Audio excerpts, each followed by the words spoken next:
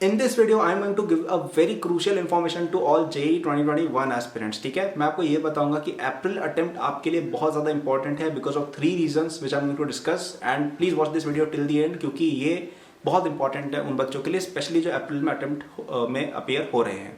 Okay, and also I would like to give you information कि हमारा जो JEE 2021 का क्रैश कोर्स है उस पर कई बच्चे डिमांड कर रहे थे कि भैया हमें वापस से डिस्काउंट लाओ क्योंकि हमें परचेजिंग में डिफिकल्टी हो रही है.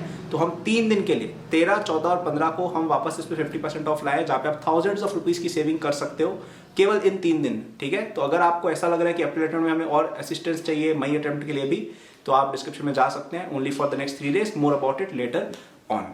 तो सबसे पहला रीजन डिस्कस करते हैं कि क्यों आपका अप्रैल अटेम्प्ट इंपॉर्टेंट बहुत ज़्यादा हो गया. तो पहला रीज़न तो है कि आपको जो पहला अटेम्प्ट था ना, फरवरी अटेम्प्ट, वो तो चलो फर्स्ट अटेम्प्ट था. फिर जो मार्च अटेम्प्ट आया उसमें और फरवरी अटेम्प्ट में there was a period of 2 weeks. तो बच्चों को कोई खास टाइम नहीं मिला अपनी मिस्टेक्स को रेक्टिफाई करने में या अपनी स्टडी पैटर्न को चेंज करने में. But now in the April attempt you have got a lot of time. आपके पास ऑलमोस्ट 5 हफ्ते है, राइट. तो this is a huge amount of time, right. In this time people can work on the mistakes, they can become better. तो आपका जो competition है वो अब थोड़ा सा बेटर प्रिपेयर्ड हो चुका है. तो आपको भी अब ट्राई करना है कि जो एटलीस्ट जो बचा हुआ टाइम है, in that we study our best. Okay, हम अपना बेस्ट फुट फॉरवर्ड रखें.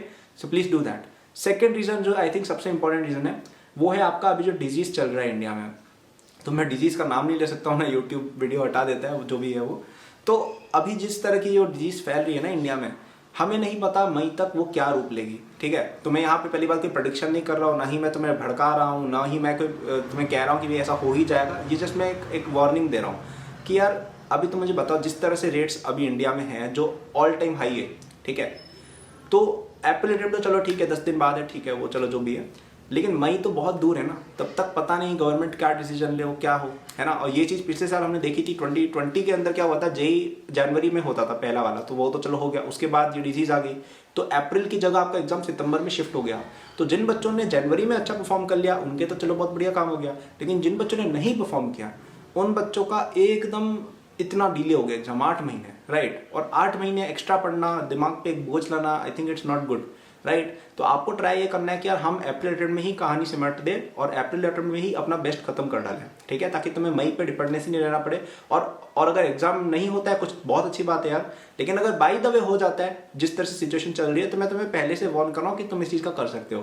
प्लीज नोट करो ये कि ऑफिशियल नहीं है, कोई NTA से आ नहीं गया तो जबरदस्ती का करना मत कि अरे भैया NTA का नोटिफिकेशन नहीं आया क्या, मैं बता रहा हूँ. ठीक है, तो ये आप पहले से तैयारी रखें. थर्ड पॉइंट जो मुझे लगता है वो है आपका नॉर्मलाइजेशन. तो अभी तक हर बच्चे की लाइफ में नॉर्मलाइजेशन ने एक बार उनको दिखा दिया होगा आईना कि भाई ये क्या चल रहा है, राइट. तो नॉर्मलाइजेशन अब ऐसी चीज़ है जो अगर किसी बच्चे का नुकसान हो रहा है तो किसी का फायदा भी हो रहा है, क्योंकि रैंक्स तो फिक्स्ड है ना. तो अगर किसी की रैंक कम हुई because of normalization, that also means कि किसी की रैंक बड़ी है. तो अगर अभी तक तुम्हारे परसेंटाइल लेट से नॉर्मलाइजेशन की वजह से कम हुए थे, तो now it is a good chance for you. Y?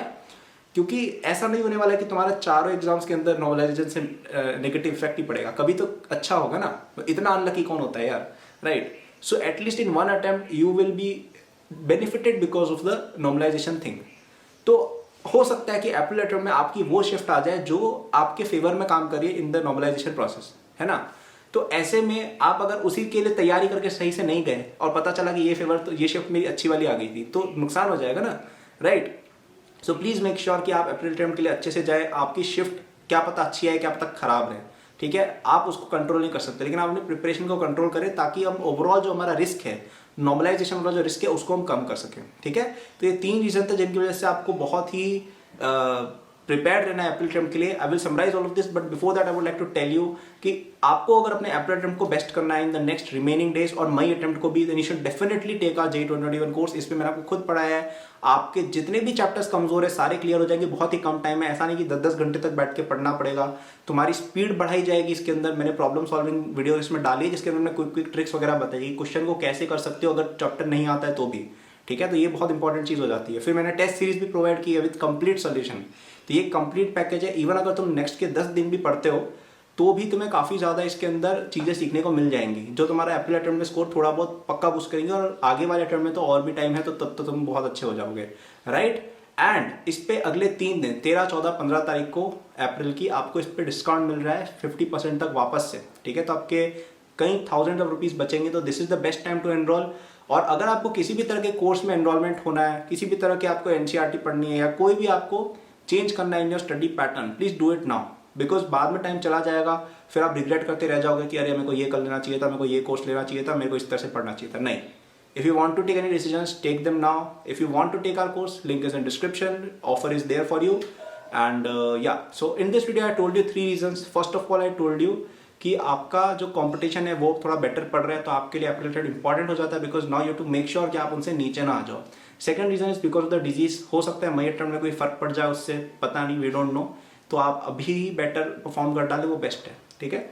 तीसरा मैंने आपको ये बोला कि आपका जो नॉर्मलाइजेशन है उसको अगर आपको नलीफाई करना है, so giving all attempts with your best performance is a way to do it, because at least in one shift you will be advantaged, right.